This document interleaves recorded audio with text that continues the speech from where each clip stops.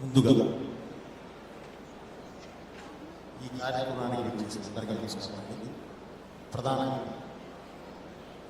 సాక్షాత్తు భగస్వరూపులైన పీఠాధిపతులు స్వామివారికి ముందుగా నా పాదవందనాలు తెలియజేస్తూ, హంపి విద్యాలయ స్వామివారికి నా పాదాభివందనాలు తెలియజేస్తూ, అలాగే ఈ కార్యక్రమం నిర్వహిస్తున్న పెద్దలకి శ్రీధర్రావు గారి దగ్గర నుంచి వారి కూడి ఉన్న ప్రతి ఒక్కరికి శిరస్సు నమస్కరిస్తూ, ఈ వేదికగా నేను ఎక్కువ మాట్లాడకూడదండి. ఎందుకంటే స్వామివారి ముందు మాట్లాడిన అతి విలువైన మాటలు ఉన్నాయి. ఆ అతి విలువైన మాటలు ప్రతి ఒక్కరిలోనూ మైండ్లోకి గుండెలోకి వెళ్ళి కూర్చున్నాయి. ఆ మాటలు అలానే ఉండాలని కోరుకుంటున్నాను, అలానే ఫాలో అవ్వాలని కోరుకుంటున్నాను. అందుకనే నేను ఎక్కువ మాట్లాడదలుచుకోలేదు. ఒకటి మాత్రమే చెప్పగలను.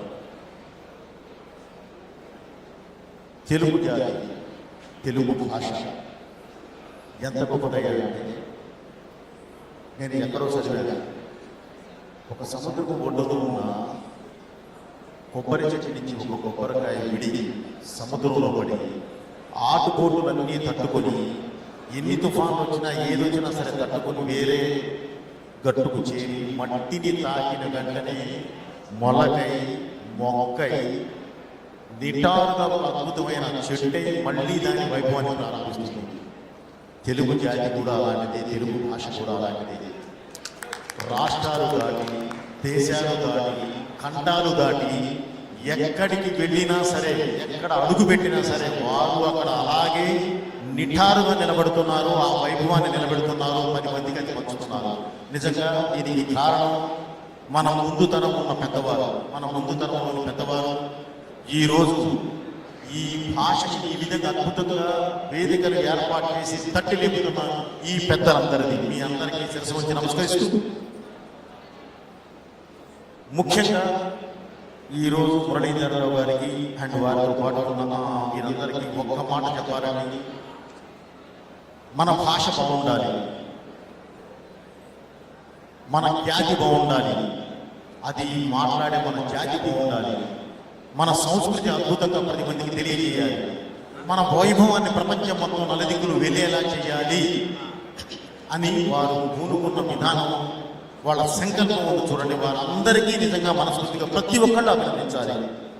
ఎందుకంటే ఈరోజు తట్టి లేవి చెప్పేవాళ్ళు ఎవరూ లేరండి, చెప్తున్నారు.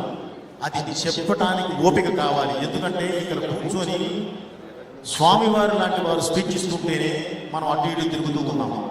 నిజానికి చాలా బాధాకరమైన విషయం, కానీ ఏం చేయడానికి లేదు. అయినా సరే ఎంతో ఓపికగా మన ధర్మాన్ని గుర్తుంచుకొని, మన సనాతన ధర్మాన్ని గుర్తుంచుకొని మనం 10 మందికి పంచాలే తప్ప వేరే విధంగా ఇది చేయకూడదన్న ఉద్దేశంతో వారు కూర్చొని దీన్ని ముందుకు తీసుకెళ్తున్నారు. చూడండి, వారందరికీ మనస్ఫూర్తిగా అభినందించాల్సిందే. అలాగే ఒకే ఒక్క మాట, మన తెలుగు అక్షరానికి పదును బట్టి పదిలంగా దాచి ప్రపంచం మొత్తానికి చాటి చెప్పిన మన పెద్దలందరికీ ఈ సందర్భంగా కృతజ్ఞతలు తెలియజేసుకుంటూ, ఇది ఇలాగే కొనసాగాలని ఆకాంక్షిస్తూ, తెలుగు వెలుగు ఒకటేనండి.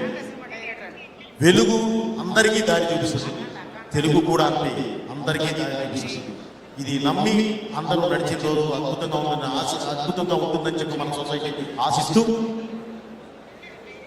ఒక భారతీయుడిగా నాకు జన్మనిచ్చిన ఈ దేశ రుణాన్ని, అలాగే నన్ను గుర్తించిన, నాకు గుర్తింపు తీసుకొచ్చిన నా భాష రుణాన్ని జీవితంలో తప్పకుండా తీర్చుకుంటానని ఈ సభావేదికగా తెలియజేసుకుంటూ, మీ అందరికీ నా కృతజ్ఞతలు తెలియజేస్తూ, భారత్ మాతాకి జై, జై తెలుగు తల్లి.